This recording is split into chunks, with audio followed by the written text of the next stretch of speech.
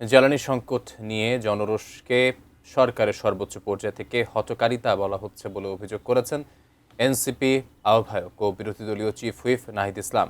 Democratic journalist alliance আয়োজিত সাংবাদিকের চোখে জুলাই অনুষ্ঠানে তিনি এ অভিযোগ করেন। বিস্তারিত শেখর আজাদের রিপোর্টে। হাসিনা তার লোক দিয়ে আমাকে ফোনও করিয়েছিল, সে তো নিয়ে যে টাকা দিবে, আমার সন্তানের বিনিময়ে আমি তার কাছে কখনো টাকা নেব না। সোমবার সকালে রাজধানীর একটি হোটেলে ডেমোক্রেটিক জার্নালিস্ট অ্যালায়েন্স আয়োজিত সাংবাদিকদের চোখে জুলাই শীর্ষক আলোচনা অনুষ্ঠানে উঠে আসে জুলাই অভ্যুত্থানের নানা স্মৃতি। সে সময় সংবাদকর্মীদের সামনে ঘটে যাওয়া নানা অভিজ্ঞতার কথা তুলে ধরেন সাংবাদিকরা। কিছু ছাত্র তারা বিভিন্ন কনস্ট্রাকশনের ওই যে ফেন্সিং করে টিন দিয়ে এগুলো খুলে নিয়ে এসে ঢাল বানিয়ে তারা যুদ্ধ করছে 15 থেকে 20 জন 100 পুলিশের বিরুদ্ধে। আমাদের সামনে এক পাশ থেকে গুলি খেয়েছে, আর এক পাশে পড়ে রয়েছে। এইভাবে দেখে দেখে যে ট্রমা, সে ট্রমা সারানোর জায়গা পায়নি।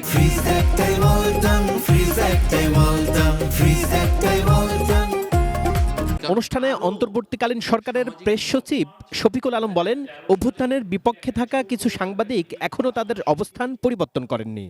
এদিকে এনসিপি নেতা সার্জিস আলম অভিযোগ করেন, জেলা পর্যায়ে প্রেস ক্লাব দখলের চেষ্টা করছেন ক্ষমতাসীন দলের সংসদ সদস্যরা। প্রতিদিন যাত্রাবাড়িতে, রামপুরাতে, নাহিদকে যারা ফলো করছেন, লিডারদেরকে যারা ফলো করছেন, যারা কাদেরের থেকে স্লিপ এনে আমাদেরকে দিচ্ছেন, চিন্তাই করা যায় না। মানে কি অবিশ্বাস্য সাহস আমাদের সবার মধ্যে ভর করেছিল। স্থানীয় প্রেস ক্লাবগুলো, সেই প্রেস ক্লাবগুলো জেলা পর্যায়ে ক্ষমতাসীন দলের নেতৃবৃন্দ দখল করার অপচেষ্টা চালাচ্ছে।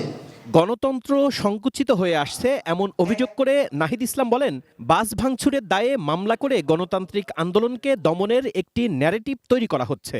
বলা হচ্ছে বাস ভাঙচুর আমরা আগের মতো চাই না, রাস্তায় বসে বিক্ষোভ আমরা চাই না। তো রাস্তায় বসে বিক্ষোভ কিন্তু এটা একটা বৈধ গণতান্ত্রিক আন্দোলনের পদ্ধতি।